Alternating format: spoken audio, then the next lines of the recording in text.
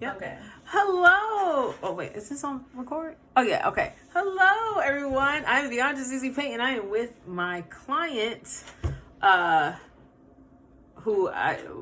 Amanda. Amanda. Okay, and I've already explained to you that it's confidential. Yeah. Only people's gonna hear it is the instructor and some classmates. Okay. That's all. All right.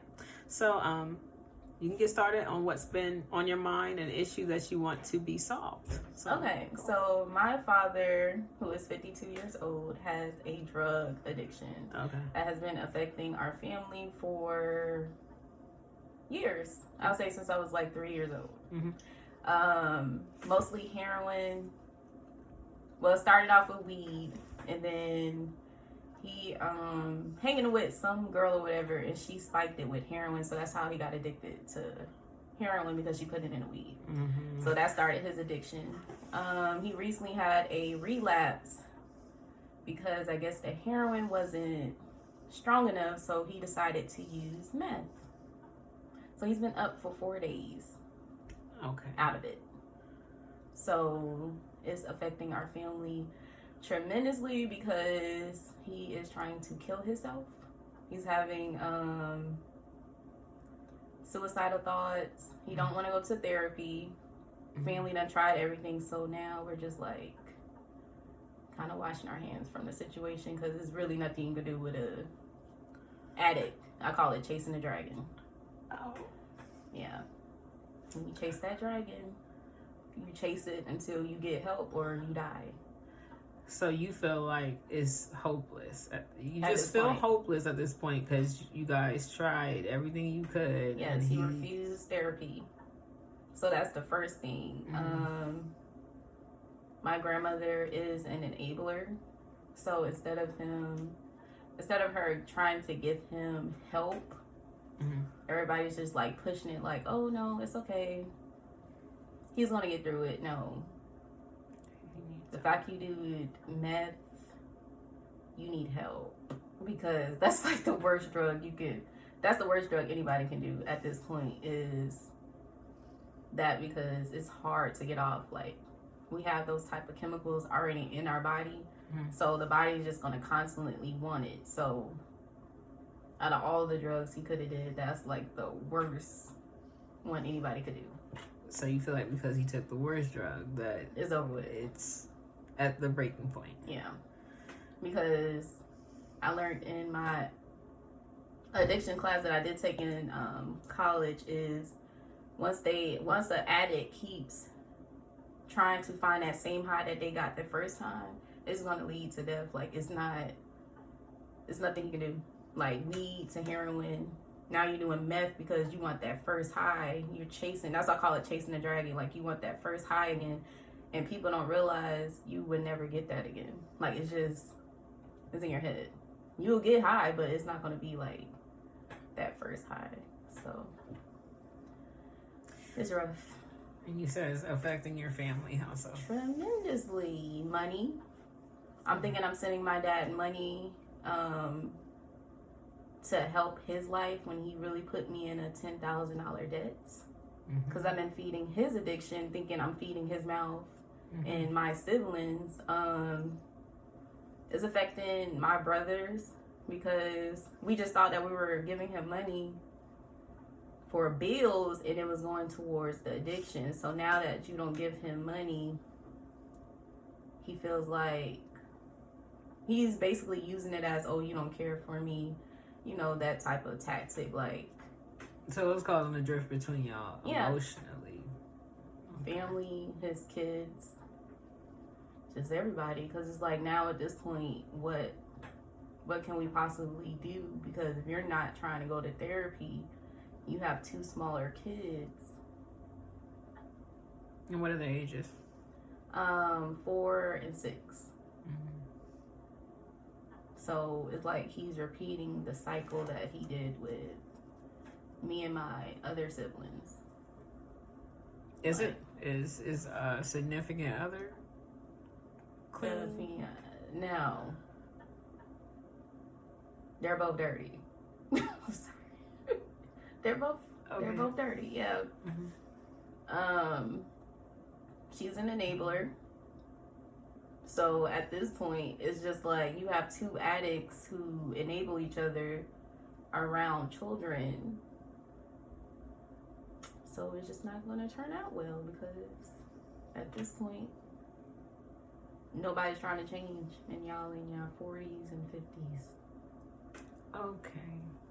Yeah. So overall, it sounds like the issue is deriving from your father's history with drugs. History, dependency on drugs. Yeah. You feel trapped and frustrated because you feel like it's coming to a point where the relationship with you and him emotionally is strained, the relationship between his children is strained, and his life is at jeopardy. Yeah, it is.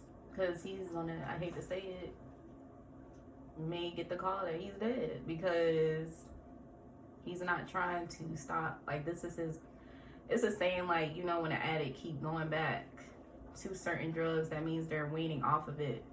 But I can see if it was the same drug, but it's a different drug. So it's like now your health is in jeopardy. And he doesn't realize it. He's just looking at it, oh, I'm stressed, so I had to do something.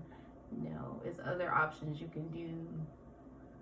Not saying getting over addiction is easy, but it's certain things you could do. You could literally check yourself into a whatever they call that, therapy. But he's not trying to do that. So I think it's very selfish because it's causing me to have mental issues. As far as like not sleeping, because I'm always thinking like, okay, is he all right if he's not answering the phone? And it's too much. So I'm mentally stressed, exhausted. And it's just a lot on my family right now, especially with the holidays coming. Because it's like, there's nothing else we can do at this point. Okay. Yeah. I do think there's something you can do. Yeah, that's true. Yeah. Always think about the positives because, you know, there's a lot of negative in the world and there's always a speck of light that you can shed in the dark, okay? What I would say is I would always suggest rehab. Even though it's something he doesn't want to do, I would suggest it. And if that doesn't work, I would suggest an intervention. We tried that. He up and left. Oh, okay. Expeditiously. Like, I ain't never seen a man move that fast. Oh, okay. Yeah, so now my biggest thing is maybe calling a place where they come pick him up. Yeah. I don't know if they can do that without his consent, but at this point, it's needed. I personally don't know the exact age it is that you can sign off for a guardianship over a parent. Yeah. You know, maybe a reliable aunt can do it, sister. Well, no. Okay. They don't get along. Well, my aunt was an addict and she got help. She's been clean for like 30 something years. She tried to talk. She's actually an addiction counselor.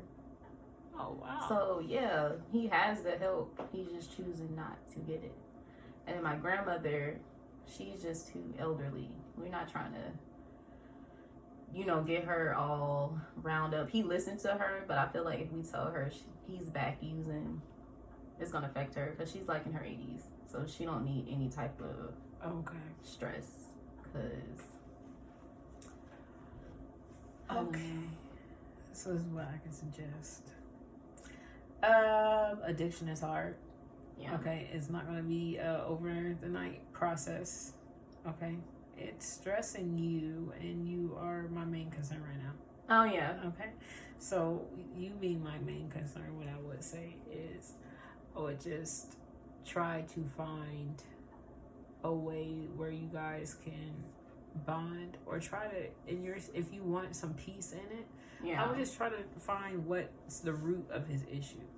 Well, I know what the root is. What? Is, growing up in Patterson, it's been a drug state, like, horribly.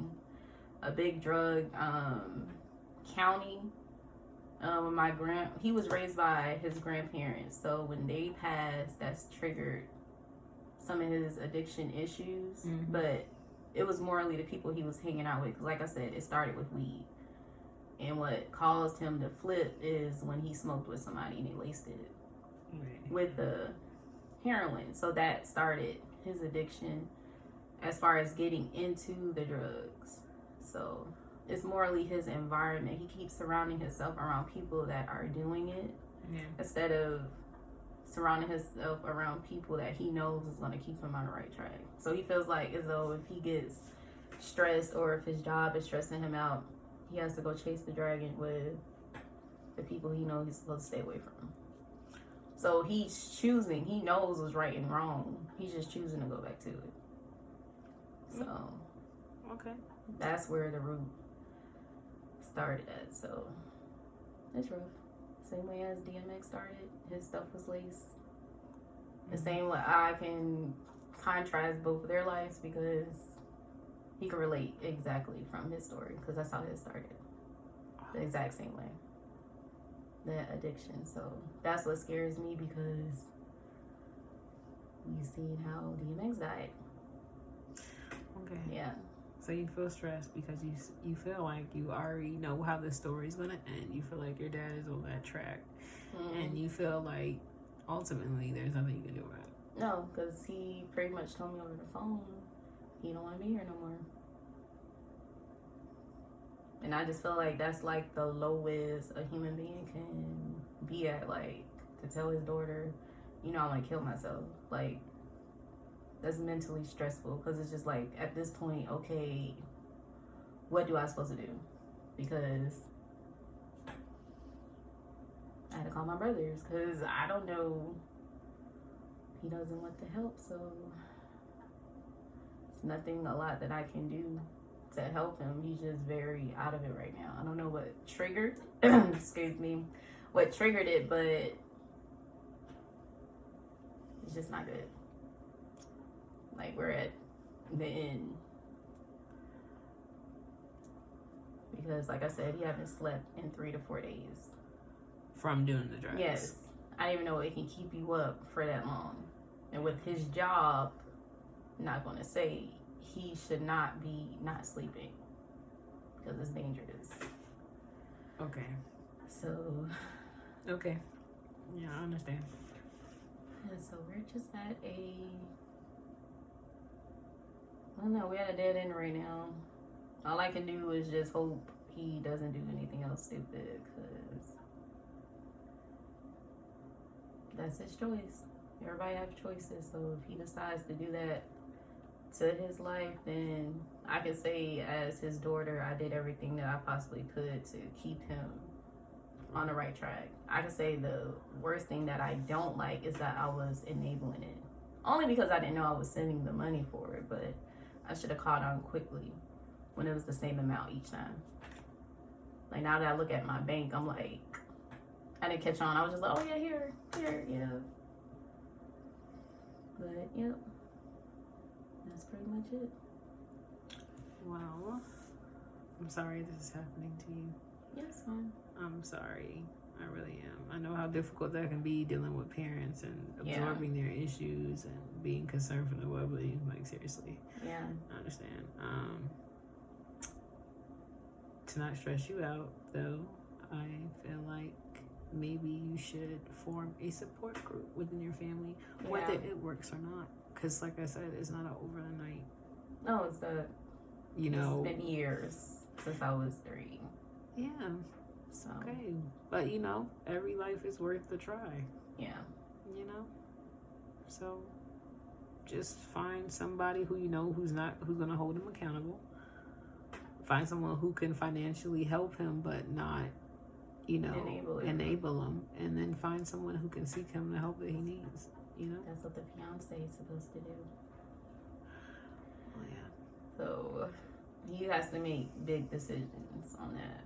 Because I honestly feel as though she needs to go as well. Yeah. Like, that's the biggest part right there. So you can't have 2 addicts together. So you feel like she's making the situation worse? She's the enabler. Like, okay, let's do it together. Type stuff. Like, y'all too old. I'm sorry, y'all too old for this. But okay. I'm definitely going to take that advice for sure. I mean, that's what our family is doing now. I just haven't been in a group chat because I'm just mentally exhausted with my issues and all of this stuff. So I can say my family is actually doing that, but like I said before, it's up to my dad to want to get it because we can't force him. So everybody's just at this point that is either you want to live for yourself or you want to die chasing a dragon. Like, that's it. That's reality. Like, we all have choices no matter how hard life can be. Like, it's life or death. So which way are you trying to go? You feel like he's not making up. It's his decision on what he wants to truly do. He wants to do what he wants to do, and that's the problem. Me, I'm the child I'm gonna tell it like it is. My other siblings try to sugarcoat, be nice. No, I'm gonna give it to you thick, so it can hit your skull. Like, this is nothing to play with at all, especially when you have children. I think, as adults, when you have kids, it's not about you anymore. Mm-hmm. That's where a lot of parents get stuff kind of misconstrued. No matter how stressful life is, your kids are first. So I just feel like that's who we should be thinking about while he's going through this addiction again. Because they have to see that. You don't want your kids to basically go down that same route. And so that's why I am very precautious of like addiction. That's why I took a lot of courses in college so I can like understand my dad in a better light. So out of all my family, I get it because, like I said, I took those classes to understand him, but we're at the end. It's like, it's either he's gonna get the help or he's not. He's just gonna keep messing his life up. And he was doing good for years. I just don't know what spiked this one. We all have triggers, so he's human. I don't hate him or anything. It's just, I just wish he didn't get stuck on drugs because it changes them. I don't even know who I'm talking to on the phone. So you feel disappointed because you feel like he's a completely different person on drugs? Yes, he is way different. Like, voice, just everything, how he's thinking, paranoia, like, just kind of weird. It scares us because I'm like, okay, how long is this drug supposed to be here? And when is my dad coming back? Because I don't know who this man is. And it's hard for me to talk to him on the phone because it's like, it's sad, it's sick. So that's pretty much it. Well, like I said, just work on positive daily affirmations for him and as well as for yourself. And then, like I said, you can work on that support group. Even if you don't want to, you don't have to necessarily be involved if that's stressing you out. You can just put like, hey, or icon, I'm here, or, keep it going. Good job, you guys. Great work, to let you know, you didn't give up on him at the end. You just didn't stress yourself out in the process. Because I'm the one that's like, the one that's really deep into it. Everybody's just like, oh, he's gonna, and I'm like, no, I'm like staying on him. But this time I'm like, I'm tired. Like, it's okay. My other siblings can deal with it because I always deal with it first. And I'm like, okay, y'all can do it. I never gave up on my dad. That's one thing he can say. I never did. But this time around, I'm just like, I can't handle it because it's a new drug. I can see if it was, okay, what you're addicted to, which is heroin, but meth, that's like, ugh, you pushing it. You're like in panic mode now. Yeah, because it's just like, people die from smoking meth first time, like, too much. And then with them poisoning drugs now with fentanyl and all that stuff, you gotta be careful. So he's just not thinking. I don't know. Yeah. I don't know, but I'm definitely gonna give my family that advice, even though that's what everybody's doing. But like I said, it's really up to him to figure out if that's what he wants to do, because I cannot force him. Nobody can force a person to do something they don't want to do. So at this point, hate to say it, jail is the next thing. Jail or death. Because if you get caught with it, then... And he already have too much experience in the jail, so I don't think he wants to go back to that.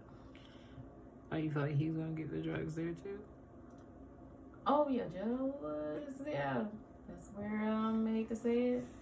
Even though you an addict in jail, you still can get in jail. So it don't matter where you go, drugs are everywhere. Pills, don't matter. So you just have to change his environment and get around people that really truly support him, and not people that are trying to basically use him or like to see him like that. Because I honestly feel like that's what it is. Like when he's doing really good, those people come and like, oh, let me come shut you down. Let me mess with you a little bit, see if you want to try it. And he falls for it every time. So he needs to change his friends and family. Because I do have some family members that are addicted to heroin and all that stuff. So it's just up to him to get stuff together. Yeah. I understand. Yeah. So we'll see in a couple of weeks what he decides to do, and then go from there. Well, I'll definitely check on you to see how's it going, you know? Yeah, I'll keep you updated. And hopefully you get the help. Yeah. Okay. Well, thanks for talking to me today. You know, give me your time and sharing your issue with me.